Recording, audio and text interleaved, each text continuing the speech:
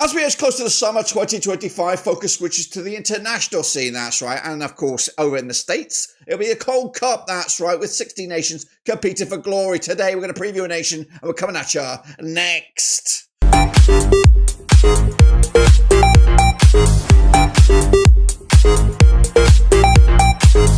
That's right, folks, but once again, with another video today. We're previewing the Gold Cup. We're going to take a look at one of the nations taking part in this summer spectacular. We'll get to that in a second. Of course, if you're new, where you been? Smash your subscribe button. You want subscribe for Gold Cup, World Football, Blackburn Rovers. We've got it all here under one rooski. That's right, 16 nations from around the globe. That's right. We do have a guest nation taking part in this summer spectacular. We'll get to all of that in a second. Of course, big shout out to the members and the patrons. You know who you are. So what we'll do today is, of course, look at one of the nations, see their hopes and dreams heading into this summer tournament. Are they contenders? Will they get eliminated in the group stages? We'll take a look at all that. We're going to start right here, right now. Take a look then, shall we, at Suriname. That's right, coming at you into this tournament as preliminary round winners. I'll showcase you how that panned out in just a second. They secured their spot not that long ago, back on the 25th of March, 2025. This is just their second appearance in the new branded Gold Cup. That's right, it's their fourth overall, stretching way back into the 70s.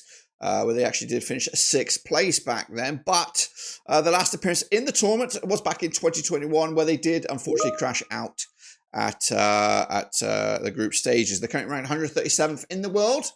So one of the outsiders, you would say, for this tournament heading into it. But the key men for it has been Stanley Menzo, the coach there, with a 1.55 points per match ratio, 61 years of age. He's contracted till the end of the calendar year.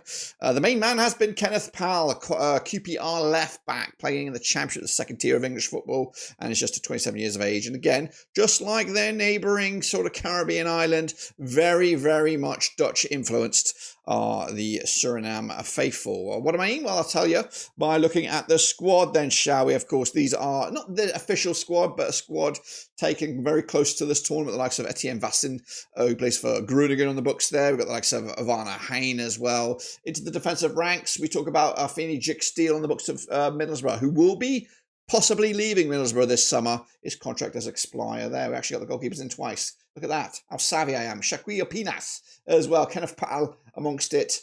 And then the likes of Dio Malone. Meanwhile, into midfield, the likes of Gariano Kirk, Hamburg's Imran Perari, who plays over in the Zweite Tier in Germany there. And up top, the likes of Geraldo Becker, who plays for Sociedad. Key individual there, Dylan Vente, on the books of Zwolle. I thought he was on the books of Hibs, so maybe that was a recent move.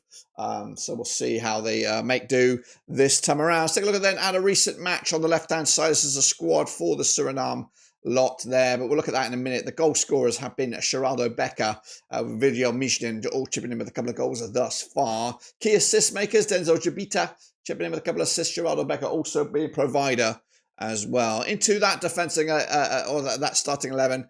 Again, I'm not sure when this match was taken. It was prior to the Gold Cup. It was probably one of the qualifiers, perhaps. But anyway, Warner Hain between the sticks. We've got Shaquille Pinas at the back, Dion Malone, and then, of course, the fullbacks of Ricardinho Haps with Navio Bakboud. Very, very strong Dutch influence there. Meanwhile, into midfield, like Kenneth Powell, Darieso Klaas, Denzel Jabina, and Gariano Kirk, and then Ridgeciano Magre in the mixer as well. And a 5-man midfield, it looks like, with Giovanni Fita, who looks like outright Surinamese, leading the charge there. What about the stats then? If you're a stats man, have a look at the stats for 2025 for Suriname. Geraldo Becker with a 7.33 average, been the best player on the pitch, according to SofaScore, with Shaquille Pinas up there with 7.18. Virgil Mijdan also chipping in with a 7.15. That's the average ratings. What about, of course, how they got there? They're qualified via this, that's right, beating Martinique in the process. Now that is maybe the Dutch side of the Martinique island there. 2-0 on aggregate with a 2-1-0 scoreline. It's not the best, not the most impressive, but they got there in the end. So they are there, and they are then now into Group A, which they are alongside Mexico, Costa Rica, and Dominican Republic. Now, this does seem like a possible segue for Suriname to qualify for the quarterfinals, but is very much on the shoulders of Mexico and Costa Rica coming into this.